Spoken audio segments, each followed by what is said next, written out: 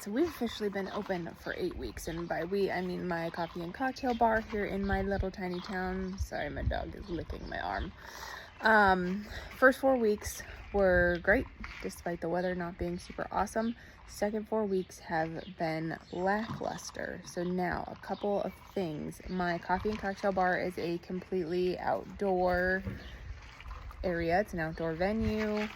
There is the actual coffee and cocktail bar right there. I am currently recipe testing a new latte, but that building right there is the other half of the business, which is a vintage and home goods store called The Backyard. So it is refinished furniture, it is vintage, there's a little bit of antiques, it's a whole bunch of house plants. It's a dream store in my opinion, and it's my store. So when I look at total revenue, I look at the performance of both of the businesses combined because I own both of them. Like I said, first 4 weeks were great.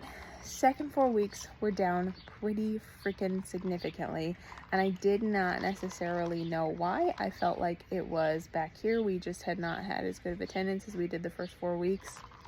I was incorrect. When I went and actually split out the revenues for the coffee and cocktail bar were only down 15%, which is pretty significant, but for a new open business, I think a honeymoon slump is fairly normal. But hey, what do I know? This is my 8th week open.